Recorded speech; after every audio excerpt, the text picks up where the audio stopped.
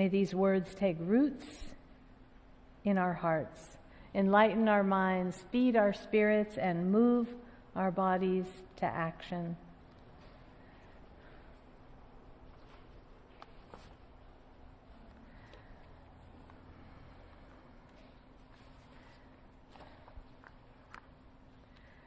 Children have a way of reminding us what's really important in life.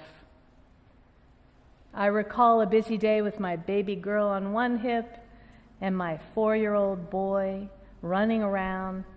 I had a list this long of things to do, and I became irritable with my son Danny when he kept trying to interrupt my resolute focus on my tasks one too many times. I snapped at him. Not my best parenting moment. He slunk back into his room, head down, a bit shattered. I felt bad for a little bit, but I got on with my tasks. The baby was finally napping, golden time. And a little while later, Danny, my son, sheepishly and slowly came into the kitchen with a book in his hand. It was a special book we read called House of Hearts.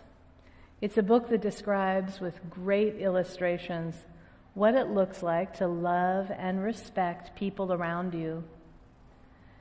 He looked up at me with wide eyes and showed me the page he had open. It was the one that read, "Kids need you the most when they're at their worst." Knife in the heart. I hugged him and my focus did change for the day. The list didn't get done. The interruption of my son awakened me to what mattered most. There's a theologian and artist, Jan Richardson. She says there are experiences that seem to come as interruptions, stories that shoulder their way into the story we think we're living. Intent upon my individual tale, face turned toward the destination I'm bent upon, I can resent the intrusions, the ways that other stories sometimes press upon and break through my own. So like the story from Mark we just heard, a woman is bleeding, exhausted, spent. For years her life has been draining from her, 12 years to be exact, which is the exact span of time that the child, the daughter of Jairus, has been alive. The daughter who now hovers near death, her father pleading with Jesus to come and make her well. Jesus goes to the girl and is halted midway by the woman. With one gesture toward the hem of Jesus' robe, the bleeding woman breaks into the narrative. She interrupts the tale of healing that the gospel is seeking to tell. The woman compels us to see that our stories don't come to us unbroken, spinning out in tidy, autonomous arcs. The story of the healing of the woman becomes bound with the story of the healing of the girl, their individual stories becoming one story. An interruption becomes an intertwining, the story made more whole by the joining of its parts, a story that is still being pieced together in the living of our own tales and in the telling of them. So hearing each other's stories expands and enriches our own stories as fear and faith play out in our lives. What we also find in these intertwinings is that healing comes to us in many different ways. In the midst of stories of faithful followers made well in the Gospel of Mark, Jesus often asks the frightened people, "Why? Why are you afraid? Do you still have no faith?" Faith and fear are very closely related and linked. In our humanity, they go hand in hand. and sometimes change from faith one moment to fear in the very next moment. Let's look a little more closely at our gospel story for today. I imagine that Jairus' daughter was adored by her well-known and well-respected father, a leader in the Jewish community. She probably had all the advantages of life. As she was entering puberty at the age of 12, which is the age of marriage and childbearing in her time, she fell ill. Her family was no doubt terrified. She was on the threshold of death.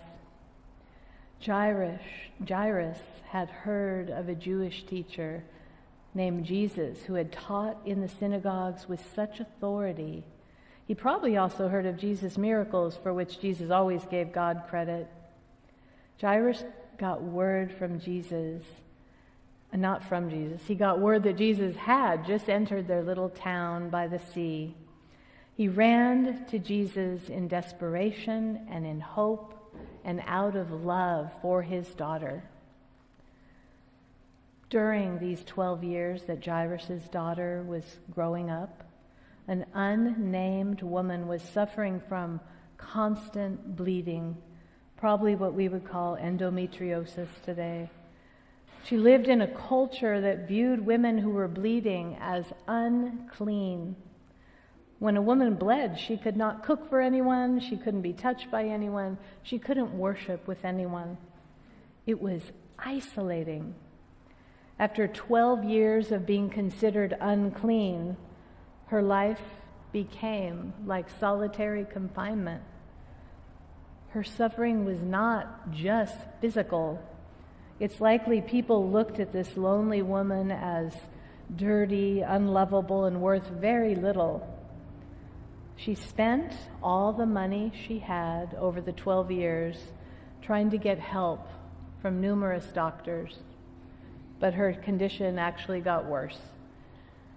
She had likely overheard people talking about Jesus, who was known for his teaching and miracles and compassion for all. She trusted Jesus could help her, and so she risked slipping into the crowd. The bleeding woman, though, had to be careful not to let attention be drawn to her, since she was unwelcome. So at this point, the Jewish leader, Jairus, has fallen at Jesus' feet and begged him, "My little daughter is at the point of death. Come, lay your hands on her so that she may be well and live." Jairus risked aligning himself with a radical teacher such as Jesus. He risked humbling himself by falling at his knees and begging a man with no education, no prestige, no earthly authority. His faith caused him to believe that God was at work in Jesus and could perhaps make his daughter well. His faith required that Jesus come follow him to his home and required that Jesus lay hands on his daughter. So Jairus was begging, but he was also directing Jesus how to do the miracle.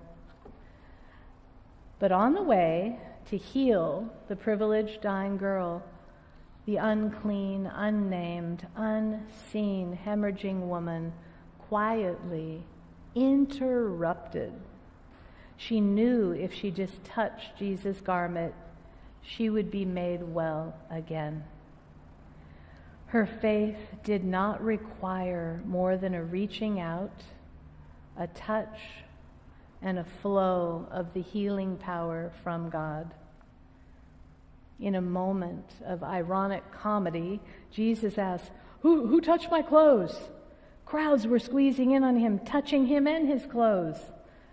But Jesus sensed the touch of someone whose faith was so strong that he felt power, energy flowing out of him. That power from God stopped the woman's flow of blood. The woman melted into the crowd, hoping to remain unseen. But knowing she had been healed, she gathered the courage to come to Jesus in fear and trembling. She fell at Jesus' feet in an act of faith, respect, and humility, and she risked freely telling him her story. Jesus listened. He delayed his important mission to get to the dying child. He accepted the unnamed woman and honored her by calling her daughter. She was recognized as being part of God's family. Jesus honored her faith, which he said is the source of her wholeness, her wellness. He commissioned her to go in peace and to live fully in her healed state of being. This interruption, however, was interrupted by an announcement from some of Jairus' friends. They said, "It's too late. Don't bother Jesus. Jairus, your daughter has died." Jesus overheard this and repeated what he said so many times. "Do not fear, only believe." Jesus went to the girl who had died. He brought the girl's parents and his closest friends in to where the child was, and he took her by the hand and asked her to arise. That little 12-year-old girl got up. To everyone's amazement, Jesus strongly ordered them to tell no one what had happened. He asked them to give their daughter something to eat. This story of an interruption on the way to a resurrection reminds us that faith reaches out, even with fear and trembling on bowed knees. Faith trusts that things can change, healing can take place. It may not be physical healing, but it may be the healing of a reconnection, the healing of an understanding, the healing of an inclusion, an emotional or spiritual healing. This kind of faith stands in contrast to faith that directs and demands a certain outcome. Think of the two main characters in the gospel story. Both have faith and fall at Jesus' feet in respect and humility. The excluded, bleeding woman comes to Jesus with boldness, trusting that she'll be changed by being in his presence, even if Jesus does not interact with her. After she touched his garment and Jesus felt healing power flow out of him and into her, he stopped his important journey. He held her up as a model of faith despite the fearful circumstances of her life. He included her in God's family. Her faith stopped Jesus, in a sense, from his plan, took power out of him to heal her, and gave her courage to tell her story, the whole truth. And then there's Jairus, known for his important leadership. He was viewed to be worthy of Jesus' time. Jairus' faith risked coming to Jesus in humility and desperation also, but Jairus directed Jesus how to heal. "Come to my daughter, come to my house, lay your hands on her, come now." Once his daughter died, Jairus feared it was too late. There was nothing Jesus could do. But Jesus taught Jairus how to let go of his fear and believe, how to look at healing in a broader sense. Jairus' daughter was given life again, and Jairus had a healing. He had a new understanding of love and faith. There's a contrast here. There's a desired private healing of an outcast woman, which becomes a public event and a message for everyone. And there's a public healing of a prominent man's daughter, which becomes a private event for a few with a request for secrecy. And there's a challenge for all of us. In any given crisis in our lives, Maybe we respond like Jairus sometimes and like the bleeding woman at other times. Our faith may give us boldness to reach out to Jesus in any way we can, trusting that things can change. And despite our fears, we can claim the strength that Jesus promises. We can tell our truth, our story, and we can sit at the table with all others, knowing that we're included in God's family. At other times, we may feel a bit more entitled to Jesus' help and try to direct him how to come to our aid. When it doesn't go as expected, we can be fearful and disappointed. But Jesus may still come quietly into our chaos and do some healing, unlike we ever expected. He may even ask us to live in a quiet gratitude for the change. Either way, God not only yearns for all of us to be whole, mind, body, heart, and spirit as one, but God also makes it possible for us to be whole through Jesus Christ. There is a deeper healing or a sense of wholeness in these stories. For Jairus, maybe part of his healing was discovered in loving his daughter so much he would do anything to secure her life. His wholeness was realized in his willingness to abandon much of what had defined him, his position and his sense of pride, to name a few, and to turn without shame to Jesus, who alone could answer his deepest need. And the no longer hemorrhaging woman, she realized healing and wholeness not only when her bleeding stopped, but when she finally looked into the face of Jesus. In that moment, she was lifted up from being one who felt she had to sneak up behind Jesus and anonymously receive the gifts of God, to one who was recognized by and acknowledged by Jesus himself. She who was not yet named was called daughter, one in relationship with Jesus.